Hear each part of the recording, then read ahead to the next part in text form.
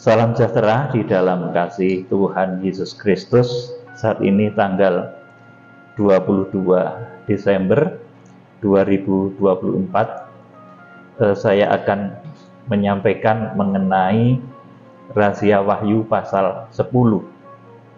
Dan saya beri tema kegenapan Wahyu pasal 10. Saudaraku yang dikasihi Tuhan Yesus Kristus, jadi Wahyu pasal 10 di sana menceritakan munculnya satu tokoh yang dipakai oleh Tuhan di akhir zaman, dan tentunya tokoh itu adalah hamba Tuhan. Saudara, hamba Tuhan ini memiliki satu kualifikasi, memiliki satu tanda tahbisan, di mana dia bisa bersaksi, dia bisa bersumpah bahwa tidak akan ada penundaan lagi. Kenapa saudaraku, hamba Tuhan ini yang dipilih Tuhan ini bisa dan berani bersaksi bahwa tidak akan ada penundaan lagi untuk terjadinya peristiwa Harpazo? Saudara, karena hamba Tuhan ini telah berhasil di dalam melaksanakan tugas, yaitu pemeteraian terhadap Israel. Saudara, di sini saya tidak akan menganggap diri bahwa itu merupakan saya atau siapa ya saudaraku, tetapi nanti hamba Tuhan ini yang jelas dia diberi tanda tahbisan bahwa dia mampu membawa satu kegerakan yang pada akhirnya bisa memeteraikan bangsa Israel, saudaraku. Itulah sebabnya hamba Tuhan itu mengerti, kemudian tahu, dan kemudian berani bersumpah bahwa tidak akan ada penundaan lagi untuk terjadinya masa Harpazo, untuk terjadinya pengungsian, untuk terjadinya masa antikris di muka bumi ini. Saudara, jadi hamba Tuhan ini sedemikian dahsyat diberi tanda tahbisan oleh Tuhan bahwa dia lewat kepemimpinannya mampu membawa bangsa Israel ini bertobat. Sekali lagi, saya tidak menganggap diri bahwa itu saya atau hamba Tuhan lain atau siapapun, tetapi nanti hamba Tuhan yang memiliki ciri sedemikian, dialah yang disebut di dalam Wahyu pasal yang ke-10 sebagai malaikat yang berwajah matahari, yaitu sekali lagi hamba Tuhan yang diberi tanda tahbisan mampu membuat Israel itu bertobat dan dimeteraikan oleh Tuhan sejumlah 144.000 orang dari suku keturunan Israel itu bertobat dan dimeteraikan. Saudara, jadi ini tanda tahbisan dari tokoh yang di dalam kitab Nabi Yesaya pasal 46 ayat 9 sampai 11 dikatakan bahwa tokoh ini muncul dari timur, dari satu negara yang berlambangkan ayib atau burung buas. Nah, di Indonesia tentunya itu dikenal dengan burung Garuda. Kalau di dalam bahasa aslinya disebut ayib atau burung buas. Saudaraku yang dikasihi Tuhan Yesus Kristus, jadi tahbisan dari hamba Tuhan di Wahyu pasal yang ke-10, hamba Tuhan yang disebut sebagai malaikat yang berwajah matahari, ini adalah hamba Tuhan yang lewat kepemimpinannya Israel itu bisa dimeteraikan sejumlah bilangan yang ditetapkan oleh Tuhan, yaitu 144.000 dari suku keturunan Israel. Nah, lewat prestasi ini, saudaraku, lewat tanda pemeteraian atas bangsa Israel ini, makanya dia tidak ragu lagi, berani bersumpah, berani menyatakan bahwa waktu untuk Harpazo atau yang dikenal orang banyak itu dengan pengangkatan, itu sudah tidak ada penundaan lagi. Dia berani bersaksi bahwa sebentar lagi pengungsian ke padang belantara, Wahyu pasal 12 ayat yang ke-6, itu akan digenapi. Bahwa sebentar lagi, saudaraku, masa antikris itu akan terjadi. Saudaraku yang dikasihi Tuhan, kita akan membaca saja di dalam kitab Wahyu pasal yang ke 10 ya. Wahyu pasal 10 ya, mulai ayat yang ke-1. Saya mohon Ibu Tami membacakan. Dan aku melihat seorang malaikat lain yang kuat turun dari surga, berselubungkan awan, dan pelangi ada di atas kepalanya, dan mukanya sama seperti matahari, dan kakinya bagaikan tiang api. Amin. Ini saya terangkan dahulu. Seperti yang kemarin saya sampaikan, bahwa kita semua, jangankan tokoh besar, saudaraku, kita semua, baik jemaat ataupun hamba Tuhan, itu masing-masing memiliki janji yang diberikan oleh Tuhan. Dan janji itu sudah ada yang bisa kita raih, dan ada yang belum kita raih. Saudara, demikian pula dengan malaikat sang surya, malaikat matahari, malaikat yang diutus Tuhan untuk menggendong Israel, hamba Tuhan yang diutus Tuhan untuk menggendong Israel. Dia juga memiliki janji Tuhan, di mana ada janji yang sudah ada di tangan. Itu apa, saudaraku? Terbukanya gulungan kitab, saudaraku. Bertobatnya bangsa Israel, dimetrekannya 144.000 dari suku keturunan Israel itu dimetrekan. Ini tanda tahbisan, saudaraku. Ini yang sudah dipegang oleh tokoh dari timur. Kalau bahasa Jawa ini sering disebut ya, ini di dalam bahasa Jawa Satrio Pinandito Birmingit Sinisian Wahyu. Ini bahasa Jawanya, tapi saya tidak mengambil rujukan dari sana. Ya, saya kembali kepada Alkitab. Saudara, bahwa nanti di akhir zaman akan ada tokoh yang dipakai oleh Tuhan, pemimpin yang akan dipakai oleh Tuhan untuk membuat bangsa Israel itu bertobat dan dimetrekan. Dan tokoh ini di dalam kitab Wahyu pasal 10 disebut sebagai hamba Tuhan atau malaikat sang surya, malaikat yang berwajah matahari. Dia sudah memiliki prestasi. Saudaraku, prestasinya apa? Gulungan kitab kecil yang terbuka. Bangsa Israel yang semula seperti gulungan kitab yang termeterai di Wahyu pasal 6 itu sudah berhasil dibuka. Tentunya bukan dengan kekuatan dia sendiri, tetapi dengan kekuatan anak domba yang tersembelih, sesuai dengan kitab Wahyu pasal yang kelima itu, yang membuka Tuhan Yesus sendiri.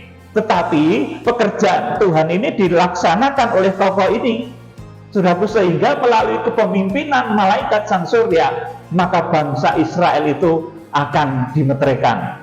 Nah, kalau saya, saudaraku, saya itu merasa kecil sekali. Nanti bulan Mei 2025 yang datang itu masih ratusan, saudaraku. Saya tidak berkhayal untuk jadi tokoh ini itu, saudaraku. Tetapi saya menjalankan saja apa yang ada di dalam kitab suci. Entah nanti yang dipakai itu siapa, itu enggak masalah bagi saya, saudaraku. Tetapi yang jelas nanti tokoh malaikat sang surya ini adalah pemimpin besar yang membuat bangsa Israel itu nanti dimetrekan dan bertobat. Inilah gulungan kitab kecil yang terbuka di tangan malaikat itu. Jadi tanda tahbisan dari malaikat sang surya itu, dia punya prestasi, saudaraku. Prestasinya apa? Yaitu pertobatan bangsa Israel merupakan karya yang dicetuskan olehnya. Bahkan dia sendiri juga aktif di dalam acara-acara tersebut, di dalam pemeteraian bangsa Israel tersebut.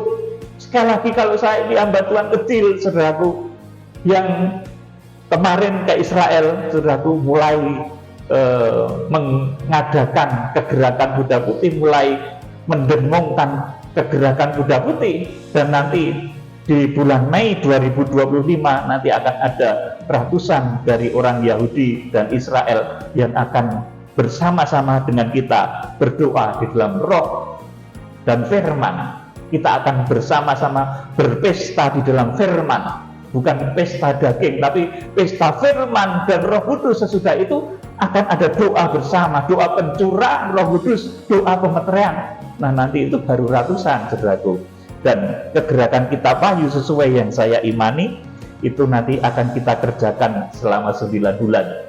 Saudara, dan makanya kemarin saya berdoa, saya itu begitu sedih. Ya, saudaraku, begitu sedih. Karena apa? Targetnya itu 144.000, saudaraku. Tetapi yang nanti akan berkumpul itu baru ratusan, saudaraku.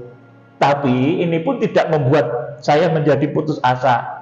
Kita akan bekerja, melaksanakan apa yang menjadi bagian kita masing-masing, mengenai siapa nanti yang ditahbis oleh Tuhan dan berhasil dipakai oleh Tuhan untuk pemeterian bangsa Israel. Itu nanti biar Tuhan yang menyatakannya.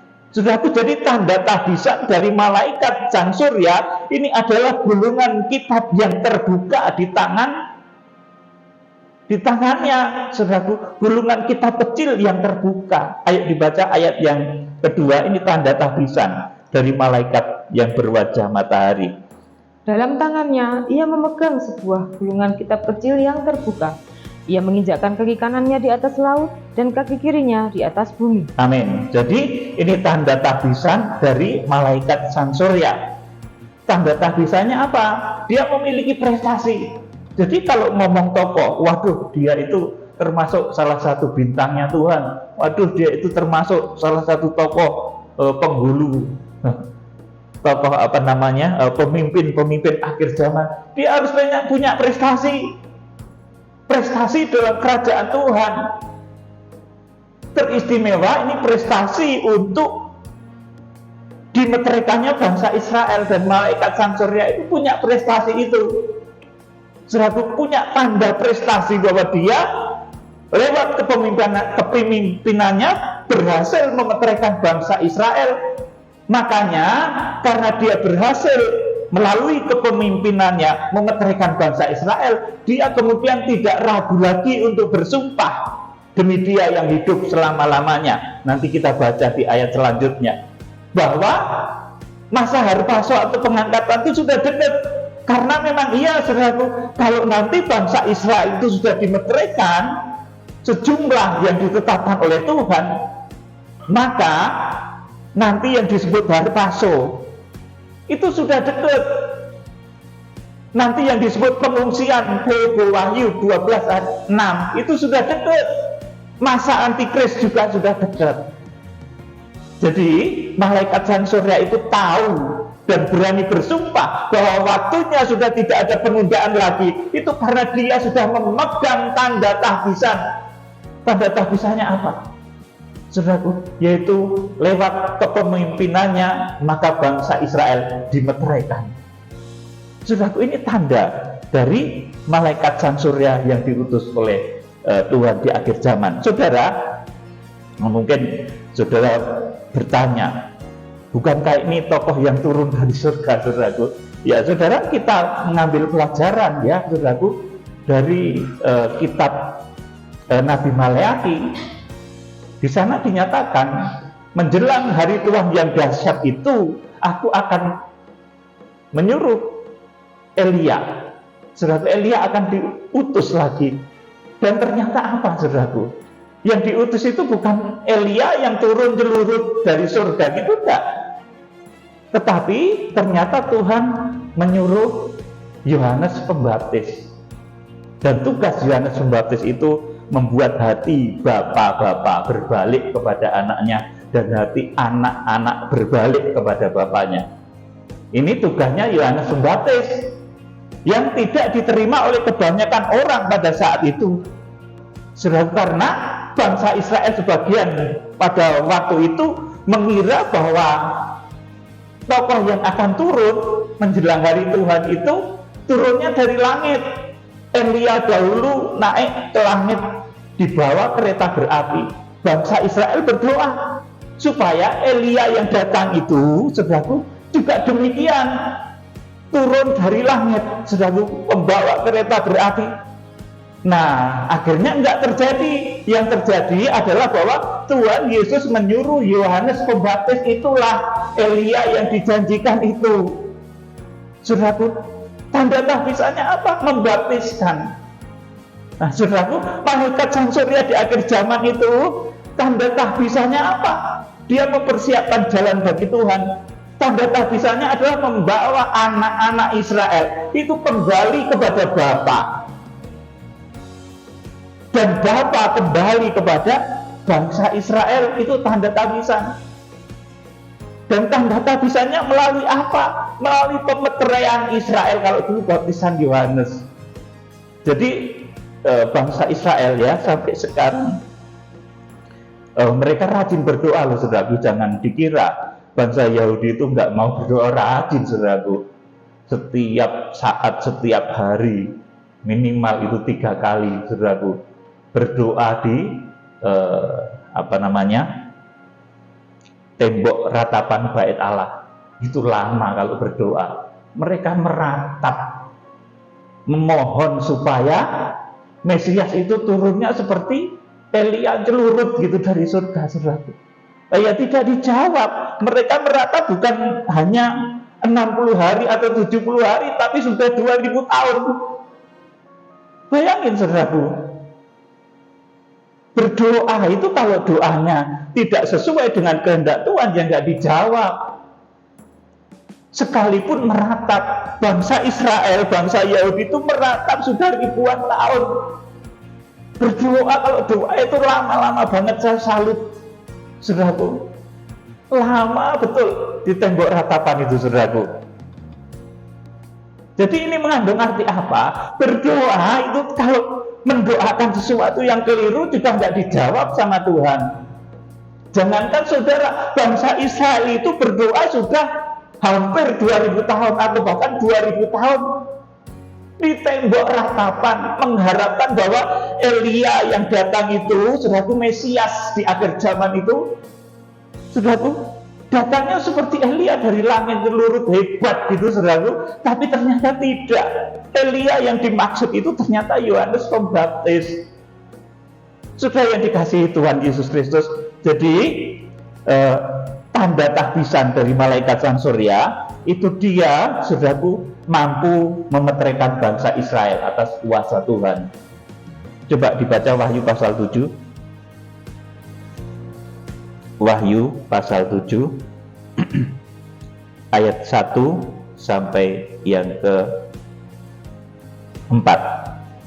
Kemudian daripada itu aku melihat 4 malaikat berdiri pada keempat penjuru bumi, dan mereka menahan keempat angin bumi, supaya jangan ada angin bertiup di darat, atau di laut, atau di pohon-pohon. Terus? Dan aku melihat seorang malaikat lain muncul dari tempat matahari terbit. Muncul dari tempat matahari terbit. Inilah dia, saudara. Terus? Ia membawa meterai Allah yang hidup, dan ia berseru dengan suara nyaring kepada keempat malaikat yang ditugaskan untuk merusakkan bumi dan laut, katanya. Terus? Janganlah merusakkan bumi atau laut atau pohon-pohon sebelum kami memeteraikan hamba-hamba Allah kami pada dahi mereka. 4. Dan aku melihat jumlah mereka yang dimeteraikan itu 144.000 orang yang telah dimeteraikan dari semua suku keturunan Israel. Amin. Ini tanda tahbisan dari hamba Tuhan akhir zaman yang disebut malaikat sang surya. Lewat kepemimpinannya bangsa Israel nanti dimeteraikan. Ya, ini banyak orang yang pesimis. Wah, mosok bisa atau mosok bisa. Saudaraku, bisa kalau Tuhan yang bekerja. Elia itu manusia biasa, tetapi karena dia sungguh-sungguh berdoa dan dipakai oleh Tuhan, dia mampu melakukan berbagai macam hal yang dahsyat. Kita pun manusia biasa, saudaraku, hamba-hamba Tuhan biasa, tetapi kalau Tuhan yang suruh dan Tuhan yang pakai, saudaraku, tidak ada yang mustahil. Jangan nunggu bisa ngilang dulu, saudaraku. Saya memberitakan Injil, menginjil kepada Israel, membawa api Injil kepada Yerusalem. Saya nggak nunggu bisa ngilang, saudaraku, nggak nunggu bisa terbang. Ya kapan bisa terbang? Ya pakai pesawat, saudaraku. Kalau kita berani, saudaraku, kita benar berani, berjalanlah. Jangan menunggu nanti kalau sudah sakti menginjil. Oh, bukan begitu, saudaraku. Ya ayo sekarang kita ini. Kita ini memang manusia biasa, hamba Tuhan biasa. Tetapi kalau Tuhan yang suruh dan Tuhan pakai, saudaraku, maka tidak mustahil juga terjadi satu pertobatan atas bangsa Israel. Dan Makanya saya berdoa menangis sama Tuhan. Tuhan, ini baru sedikit besok yang berkumpul. Ya enggak apa-apa, jalani saja. Tuhan tersenyum, saudaraku. Jalani saja, ya baik. Oke Tuhan, saya kerjakan. Besok Mei kita akan kembali ke Israel untuk doa pemeterian terhadap bangsa Israel. Ya, kita berdoa bersama supaya terjadi sesuatu yang dahsyat, luar biasa. Dan itu yang bukan merupakan kekuatan kita. Kalau yang merupakan kekuatan kita tentunya biasa. Tetapi kalau kekuatan Tuhan sudah turun bekerja, saudaraku, jangankan ratusan orang, ribuan orang, ratusan ribu orang pun nanti bisa dimeteraikan oleh Tuhan. Caranya itu begitu dahsyat. Saudara, kita akan membaca di dalam kitab Wahyu tadi, lanjut ayat yang ke Wahyu pasal 10 sekarang. Wahyu pasal yang ke-10 ayat yang ketiga dibaca. Dan ia berseru dengan suara nyaring sama seperti singa yang mengaum. Dan sesudah ia berseru, ketujuh guru itu memperdengarkan suaranya. Terus? Dan sesudah ketujuh guru itu selesai berbicara, aku mau menuliskannya, tetapi aku mendengar suatu suara dari surga berkata, meteraikanlah apa yang dikatakan oleh ketujuh guru itu, dan janganlah engkau menuliskannya. Amin. Saudara, jadi ini ada satu perkataan rahasia dari malaikat sang surya yang saat itu didengar oleh Rasul Yohanes ketika mendapat pewahyuan. Tapi pada waktu itu nggak boleh ditulis, karena ini menyangkut hari Harpaso, ini menyangkut hari pengungsian, ini menyangkut hari datangnya masa antikris. Saudara, jadi percakapan rahasia ini harus dimeteraikan, dikatakan di sini. Dan ia berseru dengan suara nyaring seperti singa yang mengaum. Dan sesudah ia berseru, ketujuh guru itu memperdengarkan suaranya. Dan sesudah ketujuh guru itu selesai berbicara, aku mau menuliskannya. Tetapi aku mendengar suatu suara dari surga berkata, meteraikanlah apa yang dikatakan oleh ketujuh guru itu, dan janganlah engkau menuliskannya. Ini satu perkataan rahasia mengenai hari Harpaso. Jadi Tuhan itu cerdik, Tuhan itu jenius. Mengenai kedatangannya, Tuhan nggak pernah mau ngomong. Tetapi kalau mengenai masa Harpaso, Tuhan memberitahu. Saudaraku, bahkan nanti setelah bangsa Israel itu genap jumlahnya dan dimeteraikan sesuai dengan jumlah yang ditetapkan oleh Tuhan, maka malaikat sang surya ini akan berani bersumpah, sedelo meneh, tidak akan ada penundaan lagi, akan terjadi pengangkatan. Bumi akan dilanda masa antikris. Jadi Wahyu pasal 10 ini satu rahasia ya saudaraku. Kita jangan nunggu sakti dulu iso ngilang baru nginjil Israel. Kesuwen saudaraku, bukan kesuwen, memang bukan begitu caranya saudaraku. Jangan nunggu Elia yang turun dari langit mak celurut gitu saudaraku. Ya kalau Elia turun dari langit betulan begitu saudaraku, nanti nggak perlu ngomong, orang sudah langsung ya saudaraku. Jadi memang Tuhan itu akan pakai kita manusia, hamba-hamba Tuhan, untuk menjadi penggenap-penggenapnya, penggenap-penggenap dari rencananya di akhir zaman. Saudaraku yang dikasihi Tuhan Yesus Kristus, kita akan membaca ya di dalam satu ayat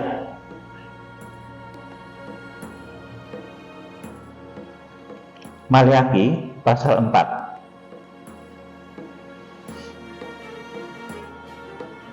Maleakhi pasal 4 ayat 5 dan ayat 6 dibaca Bu Tami. Sesungguhnya aku akan mengutus Nabi Elia kepadamu menjelang datangnya hari Tuhan yang besar dan dahsyat itu. Terus? Maka ia akan membuat hati bapak-bapak berbalik kepada anak-anaknya dan hati anak-anak kepada bapak-bapaknya, supaya jangan aku datang memukul bumi sehingga musnah. Amin. Saudaraku, jadi ini akhir dari perjanjian lama ya. Tuhan mengatakan bahwa sesungguhnya aku akan mengutus Nabi Elia kepadamu menjelang datangnya hari Tuhan yang besar dan dahsyat itu. Nah ini yang dinanti-nanti oleh orang Yahudi, sehingga mereka terus meratap di tembok ratapan. Mereka berdoa, tetapi doanya tuh untuk sesuatu yang keliru, supaya Elia itu celurut dari langit turun kembali begitu, saudara. Oh tidak, Tuhan tidak menjawab seperti itu. Ternyata Elia itu dia datangnya di dalam bentuk Yohanes Pembaptis. Saudaraku, makanya sampai sekarang bangsa Israel, bangsa Yahudi itu meratap di tembok ratapan, ya nggak dijawab. Karena keliru doanya, saudaraku.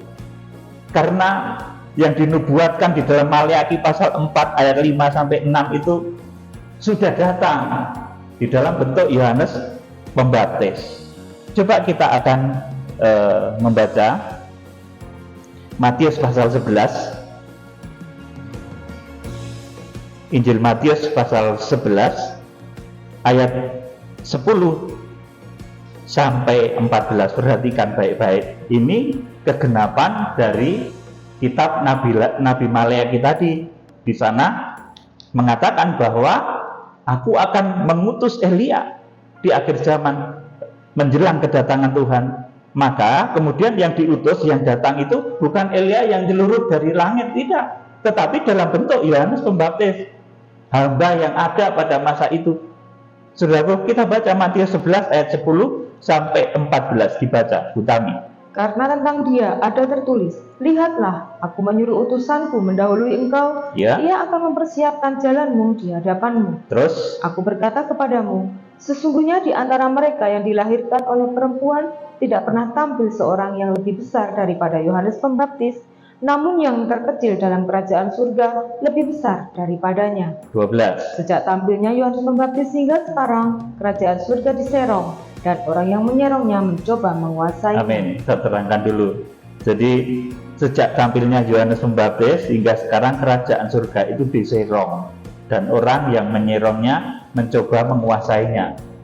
Jadi kerajaan surga itu diserong oleh orang-orang yang tidak memahami rencana Tuhan, bahwa nanti Elia itu datangnya dari langit. Mereka tetap prinsipnya seperti itu. Para ahli kitab, imam kepala, saudaraku, prinsipnya seperti itu. Dan akhirnya ketika Yohanes Pembaptis itu diutus, saudaraku, mereka nggak mau percaya. Inilah yang dimaksud dengan kerajaan surga itu diserong. Sampai sekarang pun akhirnya menyerong. Saudaraku, mereka meratap di tembok ratapan. Berdoa loh mereka itu, saudaraku. Ribuan tahun. Tidak cuma 2 bulan atau 3 bulan. Tapi sudah ribuan tahun nggak dijawab sama Tuhan. Karena permintaannya keliru. Saudara, Tuhan sudah mengutus Yohanes Pembaptis, ditolak. Itu bukan Elia, kata mereka, saudaraku. Ya, dilanjut. Sejak, ya, ayat 12. Sejak tampilnya Yohanes Pembaptis hingga sekarang, kerajaan surga diserong dan orang yang menyerongnya mencoba menguasainya. 13. Sebab semua nabi dan kitab Taurat bernubuat hingga tampilnya Yohanes, dan jika kamu mau menerimanya, ialah Elia yang akan datang itu. Iya, jadi ialah Yohanes Pembaptis itulah yang disebut Elia yang akan datang menjelang hari Tuhan itu. Yohanes Pembaptis itulah yang diutus oleh Tuhan untuk membuat hati bapak-bapak berbalik kepada anak, dan hati anak-anak berbalik kepada bapak. Di akhir zaman ini menunjuk diutusnya saudaraku, malaikat sang surya yang memiliki tugas memeteraikan Israel, membuat bapak itu kembali kepada Israel, membuat anak-anak Israel itu kembali kepada bapaknya. Dan tanda tabisannya, kalau tokoh itu malaikat sang surya, dia mampu mempertobatkan bangsa Israel lewat kepemimpinannya sejumlah yang ditetapkan oleh Tuhan, yaitu secara hurufiah dinyatakan 144.000 orang dari suku keturunan Israel dipeteraikan. Jadi ini tanda tahbisan malaikat sang surya, tokoh dari timur. Malaikat si burung Garuda itu tanda tahbisan yang ada di tangan malaikat itu adalah gulungan kitab kecil yang terbuka. Artinya prestasi yang sudah diraih malaikat itu adalah terbukanya mata hati bangsa Israel, sehingga Israel dimeteraikan, sehingga lewat pemeteraian terhadap bangsa Israel itu dia berani bersumpah ora suwe meneh akan terjadi pengangkatan atau harpazo. Tidak lama lagi akan terjadi masa antikris. Saya pun, saudaraku, kalau diberi kemurahan untuk melakukan hal ini, saya akan berani ngomong seperti itu, saudaraku. Kalau bangsa Israel sudah dimeteraikan sejumlah yang ditetapkan oleh Tuhan 144.000 orang, saya pun berani ngomong, sebentar lagi akan terjadi pengangkatan, sebentar lagi akan terjadi masa antikris. Itu dahulu waktunya sudah ditulis, saudaraku, di dalam kitab Wahyu pasal 10, tetapi oleh Tuhan disuruh memeteraikan, jangan engkau tuliskan apa yang dikatakan oleh ketujuh guru itu. Saudaraku, ini satu rahasia besar loh, saudaraku. Kita akan kembali kepada kitab Wahyu pasal yang ke-10. Kitab Wahyu pasal yang ke-10, tadi ayat 4 diulangi.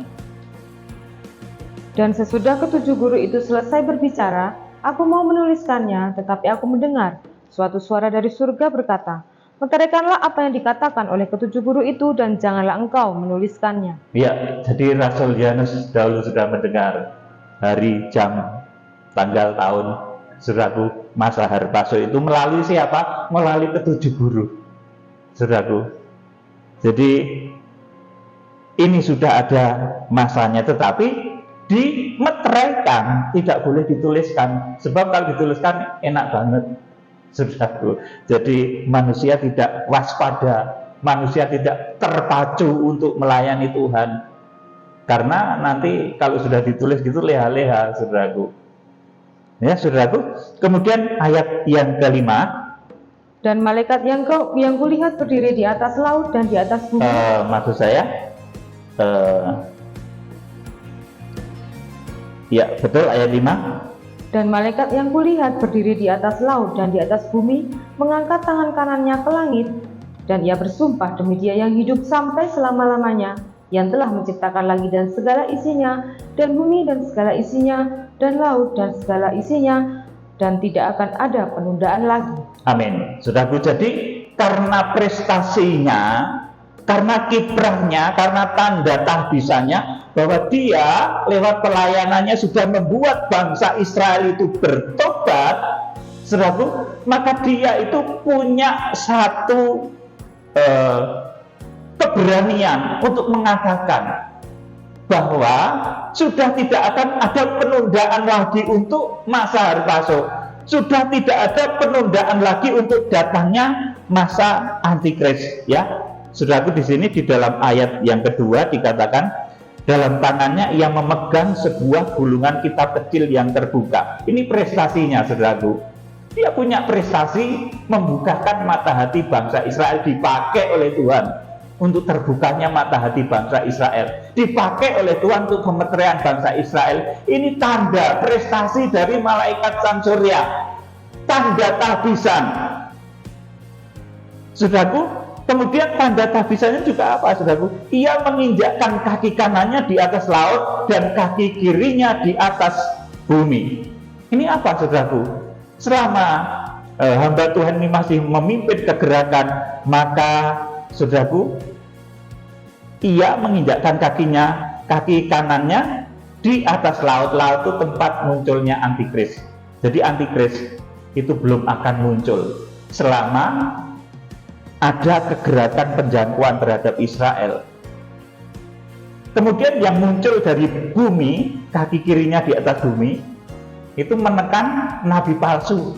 Jadi antikris dan nabi palsu itu tidak akan muncul selama kepemimpinan malaikat sang surya ini berlangsung. Saudaraku, jadi ini begitu dahsyat dan begitu luar biasa, ya, saudaraku. Selain itu, ini mengandung arti juga apa? Pelayanannya itu kuat, saudaraku. Kaki kanannya berdiri melintasi pulau, melintasi lautan. Jadi hamba Tuhan yang memiliki karakter malaikat sang surya itu, saudaraku, penopang-penopangnya itu akan melintasi lautan, melintasi benua, saudaraku. Dan ini harus kita pahami semua, sehingga pelayanannya tidak mudah digoncang, karena dia berdiri pada kaki pelayanan yang kuat. Pelayanan itu melintasi pulau, melintasi lautan. Saudaraku, di samping itu dia juga memiliki kuasa untuk menekan datangnya masa antikris dan nabi palsu. Saudara yang dikasih Tuhan, kemudian ayat yang kelima dan keenam dibaca lagi. Dan malaikat yang kulihat berdiri di atas laut dan di atas bumi, mengangkat tangan kanannya ke langit, dan ia bersumpah demi Dia yang hidup sampai selama-lamanya, yang telah menciptakan langit dan segala isinya, dan bumi dan segala isinya, dan laut dan segala isinya, katanya, tidak akan ada penundaan lagi. Amin. Saudaraku, jadi karena prestasinya, dia membawa gulungan kitab kecil yang terbuka. Karena tanda tahbisannya, dia sudah melalui kepemimpinannya bangsa Israel dimeteraikan sesuai dengan jumlah yang ditetapkan oleh Tuhan. Maka dia punya otoritas dan wewenang untuk mengatakan bahwa masa Harpaso itu sudah tidak akan ada penundaan lagi. Dia punya otoritas dan wewenang untuk mengatakan bahwa masa antikris itu sudah sangat dekat. Saudaraku, jadi bukan tanpa perjalanan sehingga masa-masa ini dinyatakan oleh tokoh yang dipakai oleh Tuhan ini. Ini melalui satu proses perjalanan pelayanan yang luar biasa, saudaraku. Proses pemeteraian bangsa Israel itu bukan proses yang mudah, tetapi proses yang sangat berat dan sulit. Dan malaikat Sang Surya memiliki tanda tahbisan. Tanda tahbisannya, dia bisa memeteraikan bangsa Israel sejumlah yang ditetapkan oleh Tuhan. Tanda tahbisannya juga, saudaraku, bahwa dia bisa menekan kuasa antikris dan nabi palsu. Tanda tahbisannya juga, saudaraku, pelayanannya itu berdiri melintasi benua dan melintasi lautan. Artinya pelayanannya kuat, nggak mudah digoncang. Saudaraku yang dikasih Tuhan, kita berdoa supaya Tuhan memberikan kemurahan kepada kita, satu kekuatan untuk melangkah. Bahkan jangan menjadi tinggi hati ya, saudaraku. Sekalipun Tuhan memberikan banyak rahasia firman kepada saya, saudaraku, saya tidak akan pernah kemudian meninggikan diri sebagai tokoh ini itu tidak, saudaraku. Tetapi saya akan mengerjakan apa yang Tuhan tetapkan untuk saya. Saudaraku, kita jangan sok-sokan, waduh rohaniku sudah tinggi, sudah berada di pintu tirai, yang lain itu kan pelataran semua. Sudah kalau sampai sombong begitu, sebetulnya dia sendiri yang sedang jatuh ke pelataran. Saudaraku yang dikasih Tuhan, semakin tinggi rohani seseorang, maka dia akan semakin rendah hati. Saudaraku yang dikasih Tuhan, jadi ini mengenai rahasia malaikat Sang Surya, mengenai Wahyu pasal 10, kegenapan Wahyu pasal 10. Kiranya Tuhan Yesus Kristus memberkati.